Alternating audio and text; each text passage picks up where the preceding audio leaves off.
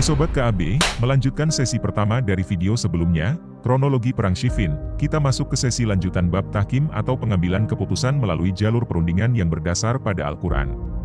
Periwayatan, Imam Ahmad berkata, Yaqla bin Ubaid menceritakan kepada kami dari Abdul Aziz bin Siyah dari Habib bin Abi Sabit. Ia berkata, aku menemui Abu Wail di masjid keluarganya dan bertanya kepadanya tentang orang-orang yang diperangi Ali bin Thalib bin Nahrawan, apa sajakah yang mereka penuhi dan apa pula yang mereka tolak, dan mengapa Ali bin Abi Thalib menghalalkan berperang melawan mereka? Ia berkata, sewaktu kami berada di Siffin dan api peperangan sedang memanas melawan pasukan Syam. Mereka berlindung di sebuah anak bukit. Amr bin Al-As berkata kepada Muawiyah bin Abi Sufyan, kirimkanlah mushaf Al-Quran kepada Ali bin Abi Thalib dan ajaklah ia bertahkim kepada Kitabullah, sesungguhnya ia tidak akan menolak ajakanmu. Dalam situasi seperti itu, maka datanglah seorang lelaki kepada Ali bin Abi Thalib dan berkata, Kitabullah menjadi hakim di antara kita, tidakkah kamu memperhatikan orang-orang yang telah diberi kebahagiaan yaitu Alkitab, Taurat, mereka diseru kepada kitab Allah supaya kitab itu menetapkan hukum di antara mereka, kemudian sebahagian dari mereka berpaling, dan mereka selalu membelakangi kebenaran. Al-Imran ayat 23, Ali bin Abi Thalib berkata, benar, aku lebih berhak untuk itu, Kitabullah menjadi hakim di antara kita. Adapun di antara tokoh-tokoh negeri Syam yang mendorong dilakukannya perdamaian tersebut adalah Abdullah bin Amr bin Al-As, diplomat yang cukup terkenal di Semenanjung Abar. Ia pandai mencari jalan keluar di saat situasi sulit. Ia mendatangi pasukan Irak dan mengajak mereka gencatan senjata serta penghentian peperangan dan mematuhi apa yang diserukan dalam Al-Quran. Ia menyarankan kepada Muawiyah bin Abi Sufyan agar pasukannya yang berdiri di garis depan mengikat mushaf Al-Quran ke ujung tombak sebagai tanda bahwa perang harus dihentikan dan diadakan perundingan. Cara ini kemudian dikenal dengan istilah tahkim. Hal itu beliau lakukan atas perintah Muawiyah bin Abi Sufyan. Kemudian di antara para tokoh dari pihak Ali bin Abi Thalib yang menyarankan agar beliau menerima tawaran perdamaian itu adalah Al-Asyates bin Qais Al-Kindi.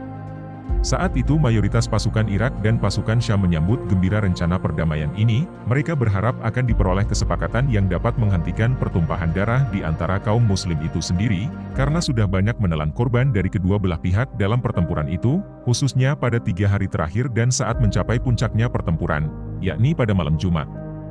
Dalam peperangan tersebut, para prajurit dari pasukan kedua belah pihak telah mampu menunjukkan keberanian dan kesabaran mereka yang tidak ada bandingnya dalam perang manapun hingga saat ini, sehingga tidak ada seorang anggota pasukan yang mencoba melarikan diri.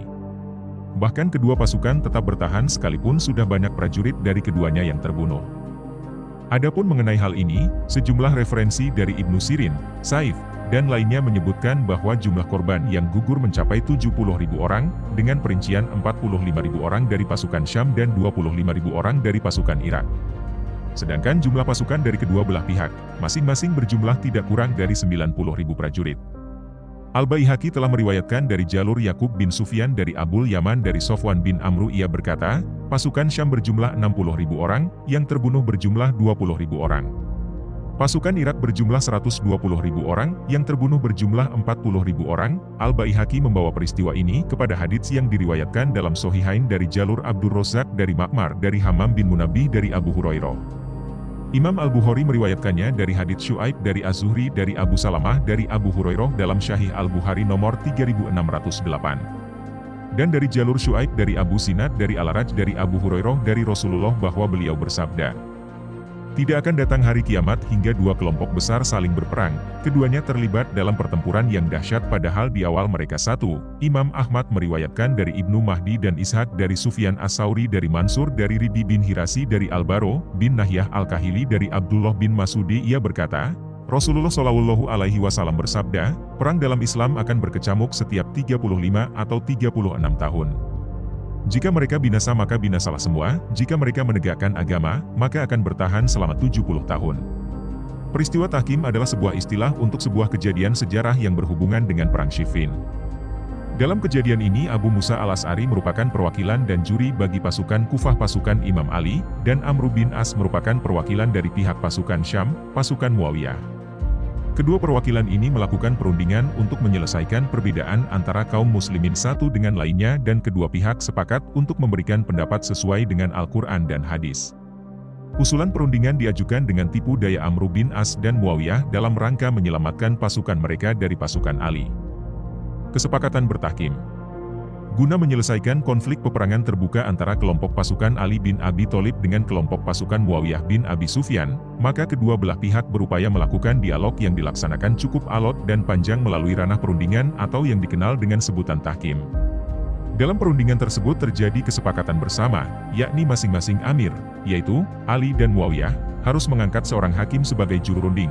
Kedua hakim tersebut harus membuat permufakatan yang membawa kemaslahatan umat muslim. Adapun dari pihak Muawiyah bin Abi Sufyan ditunjuk Amr bin Al-As sebagai wakilnya, sedangkan dari pihak Ali bin Abi Thalib ditunjuk Abu Musa al-Asy'ari.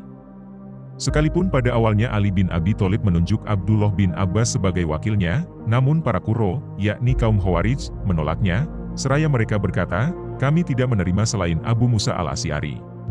Sebenarnya mereka tidak menginginkan Abdullah bin Abbas karena dia dianggap mampu mengalahkan Amr bin Al-As dan juga dianggap masih kerabat dekat dengan Ali bin Abi Thalib.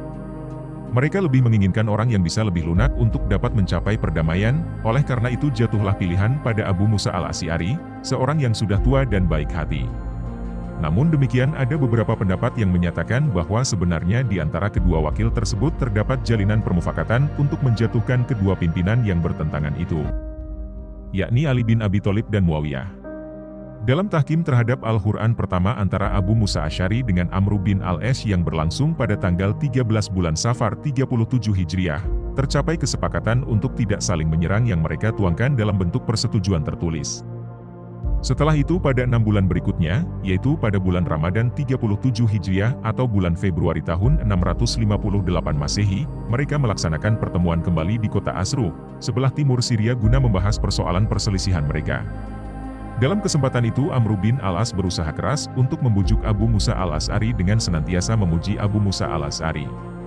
Namun mereka tidak pernah mencapai kesepakatan khususnya untuk materi penggantian khalifah, oleh karena itu akhirnya mereka memilih jalan tengah dengan cara referendum, yakni menyerahkan persoalan pemilihan kepada umat muslim untuk menentukan pilihannya masing-masing.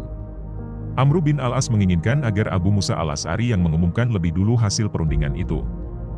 Dan hal ini sebenarnya hanya strategi untuk menjebak Abu Musa al-Asy'ari dengan kelicikannya, karena setelah diumumkan hasil perundingan, yakni memecat Ali bin Abi Thalib dan Muawiyah bin Abu Sufyan oleh Abu Musa al-Asy'ari, maka secara spontan Amr bin Al-As pun maju dan berkata, "Abu Musa memecat sahabatnya itu, dan saya ikut memecat orang yang telah dipecatnya, tapi saya akan mengukuhkan sahabat saya Muawiyah bin Abi Sufyan. Dia adalah wakil Utsman bin Affan dan yang berhak menuntut itu." Dengan demikian maka Abu Musa al-Asy'ari benar-benar merasa tertipu oleh Amr bin As, sehingga peristiwa tersebut telah merugikan bagi kubu Ali bin Abi Thalib dan menguntungkan pihak Muawiyah bin Abi Sufyan. Sebenarnya khalifah yang legal adalah Ali bin Abi Thalib, sedangkan Muawiyah bin Abi Sufyan hanyalah seorang gubernur daerah yang tidak mau tunduk kepada Ali bin Abi Thalib sebagai khalifah.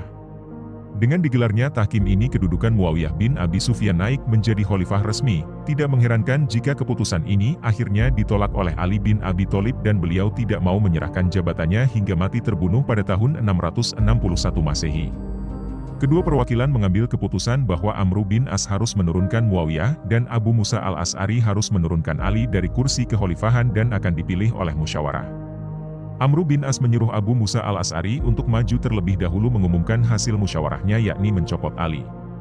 Akan tetapi ketika sampai giliran Amr bin As, bukannya mengumumkan pengunduran Muawiyah, ia malah menyetujui pengumuman Abu Musa al-Asy'ari dalam pengunduran Ali dan mengangkat Muawiyah menjadi khalifah. Setelah itu terjadi percekcokan antara keduanya hingga mengeluarkan kata-kata yang tidak layak. Ibnu Muzahim halaman 545 dan Abi Abu Sa'id jilid 1 halaman 421.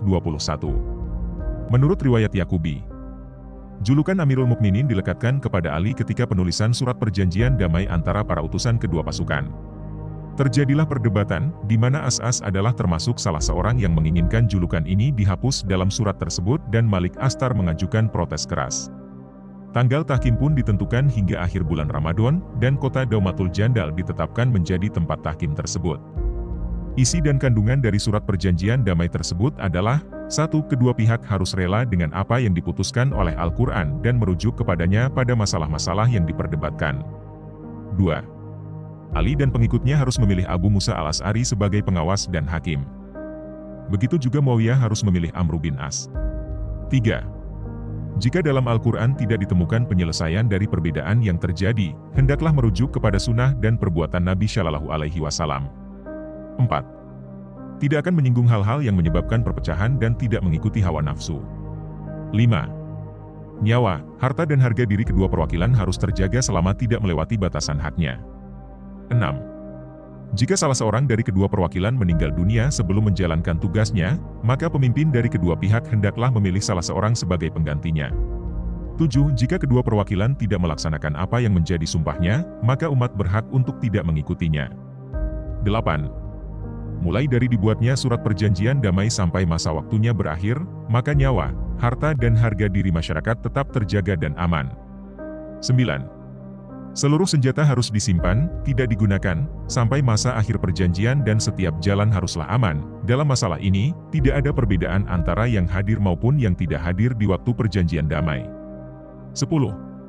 Kedua perwakilan harus tinggal di tempat antara Irak dan Syam, selain orang-orang yang diperkenankan oleh mereka, tidak seorang pun berhak hadir di sana. 11. Jika kedua perwakilan tidak melaksanakan apa yang ada pada Al-Quran dan Sunnah Nabi Shallallahu Alaihi Wasallam, maka kaum muslimin akan melanjutkan peperangan mereka dan sama sekali tidak ada kesepakatan antara mereka. Sikap Ali bin Abi Thalib yang menerima tawaran Amr bin As untuk melaksanakan perundingan melalui sistem tahkim, sebenarnya dalam situasi yang terpaksa, karena tidak semua pasukannya menyetujui akan hal itu. Dengan demikian maka sebagian pasukan Ali bin Abi Thalib menganggap beliau telah membuat kesalahan sehingga mereka segera meninggalkan barisan Ali bin Abi Thalib. Mereka inilah yang dalam catatan sejarah perkembangan Islam dikenal dengan nama kelompok Khawarij, yaitu orang yang keluar dari barisan Ali bin Abi Thalib. Dengan peristiwa keluarnya kelompok Khawarij tersebut, pada gilirannya telah menjadikan Ali bin Abi Thalib berhadapan dengan dua musuh sekaligus, yakni Muawiyah bin Abi Sufyan dan Khawarij.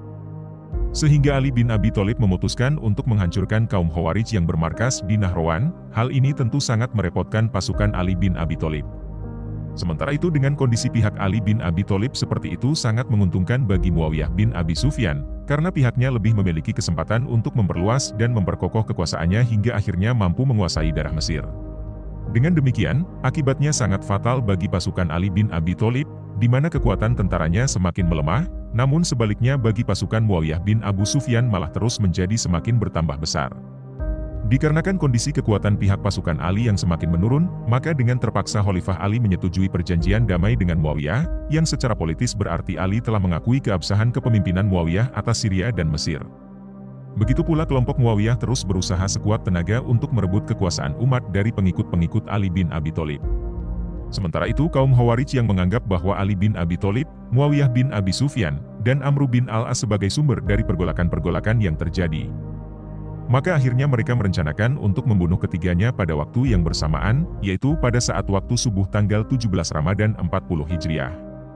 Sekaitan dengan itu, Al-Hamid Al-Husaini dalam bukunya yang terbit pada 1978, menjelaskan bahwa pada peristiwa pembunuhan ketiga orang tersebut, Muawiyah bin Abi Sufyan berhasil lolos dari usaha pembunuhan kaum Khawarij, karena setelah konflik dengan pihak Ali bin Abi Thalib, Muawiyah bin Abi Sufyan selalu mengenakan baju berlapis besi, kemudian Amr bin As juga berhasil lolos karena saat itu dia tidak keluar rumah karena sakit. Namun Allah Azza wa Jalla telah menakdirkan lain bagi Ali bin Abi Thalib, beliau akhirnya wafat terbunuh pada waktu subuh tepatnya tanggal 17 Ramadan 40 Hijriah. Dengan demikian, tanpa ada pembicaraan tentang Al-Quran dan Sunnah Nabi Shallallahu Alaihi Wasallam, kejadian perundingan damai pun menjadi sumber perpecahan lain antara masyarakat Syam dan Irak.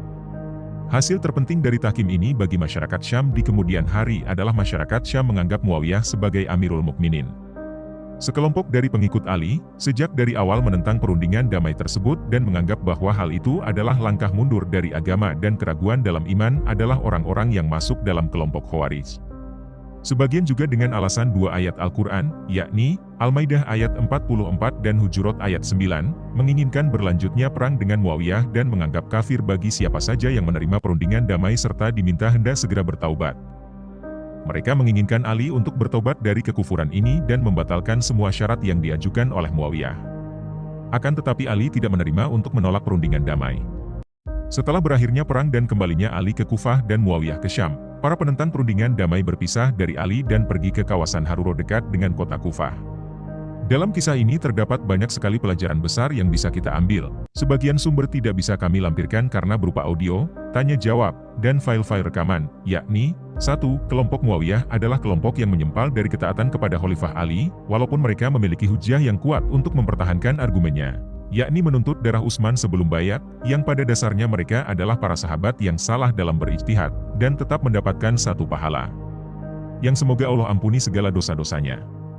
2. Kelompok Ali adalah kelompok yang sepantasnya diambil baiat atasnya, karena secara kedudukan nas, Ali adalah seorang khalifah yang sah dan menuntut baiat kepada rakyatnya. Hanya saja, Ali mewarisi kondisi pemerintahan yang sudah carut-marut dan membutuhkan kekuatan besar untuk mengusut tuntas para pembunuh Utsman yang jumlahnya diriwayatkan mencapai 500 hingga 700 orang. Di sisi lain, kondisi masyarakat pada saat itu banyak mengalami benturan-benturan hebat sehingga dimanfaatkan oleh kaum munafikin untuk membuat fitnah dalam tubuh kaum muslimin. 3. Kelompok netral, yakni sebagian besar bekas pasukan Badar yang tidak ikut campur dalam masalah itu adalah sebaik-baik kelompok, di mana mereka tidak terlibat dalam badai fitnah besar itu. 4. Dari sini kita belajar menimbang dan menelaah dalam-dalam aspek prioritas dari segala peristiwa yang terjadi agar tidak terjadi fitnah yang lebih besar. Sekalipun kita dalam kondisi yang benar juga. Karena terkadang, hawa nafsu adalah perangkat utama yang akan dipakai iblis untuk menghancurkan kita dari dalam karena kita merasa paling benar dan paling berhak atas sesuatu. Padahal, bisa jadi ini adalah ujian kesabaran dan ujian level pemahaman kita terhadap sebuah masalah tertentu agar kita tumbuh semakin bijak. Bagaimana Sobat KAB? Yang perlu dicatat adalah bentuk penyajian dalam konten ini menggunakan pendekatan analisa akademis kontemporer yang dipadukan dengan beberapa riwayat yang masyhur. Tentunya akan ada perbedaan versi dengan beberapa sumber lain, akan tetapi sekalipun perbedaan dalam versi periwayatan, hal ini tidaklah menjadikan perbedaan juga dalam hal esensialnya. Video ini tidak menyajikan kronologi secara mendetail, karena akan banyak membutuhkan sumber referensi yang kredibel terkait sejarah awal mula sampai berakhirnya fitnah, yang di dalamnya terselip kejadian atau peristiwa-peristiwa penting lainnya yang saling berkaitan, seperti Perang Jamal, Perang Nahrawan, nubuah Nabi terhadap Aisyah di mata air Hawab. Penyusupan kaum munafikin ke dalam kubu Ali bin Abi Thalib, nubuah Nabi kepada Ali bahwa kelak akan berseteru dengan Aisyah, kisah hampir terbunuhnya ibunda Aisyah, kisah Aisyah mengasingkan diri sampai meninggalnya, dan masih banyak lagi kisah-kisah kecil penting yang mengiringi terjadinya kronologi Perang Siffin, fitnah terbesar yang menimpa kaum muslimin di masanya. Terima kasih telah menonton video ini sampai akhir, berjumpa lagi di konten selanjutnya, salam KAB Infonesia, dan sehat selalu.